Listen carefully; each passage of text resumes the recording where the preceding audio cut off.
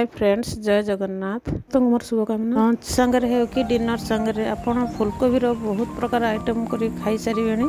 फुलकोबी को यही थे प्रस्तुत कर देखु केमी लगुच। मैं फुलकोबी को छोट छोट पीस करी हलदी पानी रे पकई नवा। से पोक भी बाहरी पारती। हलदी पानी रे पकईले जहाँ पोक थे से बाहरी जीवे। तापर छाणी आउ एक पात्र रे रखीदे। कड़ाई रे तेल पकई से फुलकोबी को भल कि भाजवा। फुलकोबी पानी मरीगले से लुण दे ढांकीदे। ताकू धीरा जाल करवा कहीं पोड़ी जापे। बेसी समय ढांकबेनि ना सीझीज भल टेस्टी आसबनी। मझे ढांकुणी काढ़ी देखुवा। एथर फुलकोबी हो गला। यही प्रोसेस रे आलू को भाजवा। आलू भाजी हो दुईटी आलू काटी नहीं भाजी। कोबी बेसर देवाई मुझे जीरा कला सोरिष कि धला सोरिष नहीं ताको सुखिला ग्राइंडिंग करदेली। पानी देले भल चिकन हेबनी। ताको प्रथमे सुखिला ग्राइंडिंग करी तापर से रसुण लंका दे पानी दे ताको भल कि चिकन करी बाटी आनली।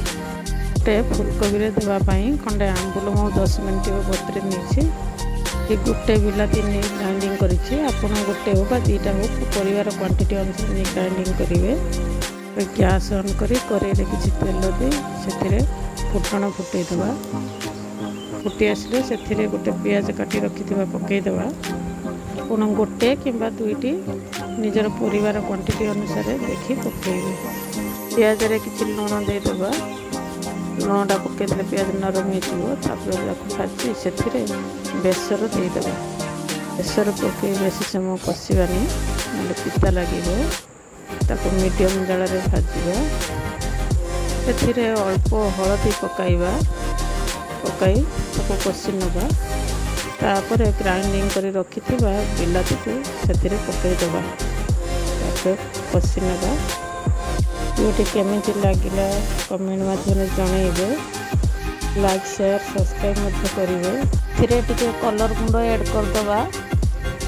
तापर किसी दही नहीं भल कि मेल्ट करदे और से पकईदे। दही तरकारी मिसवा पर्यंत भल कि डांगुवा। किसी खट्टा दही यूज करेंगे ना तरकारीटा भल लगे। तरीटा न फुटा पर्यंत केबे भी डांगेबा बंद करेंगे ना छेना छिड़ीज। एबे हो गला। तापर से भाजी रखि फुलकोबी और आलू को पकई कषि नवा। भल कि कषिगला। तापर से पानी देदेबा।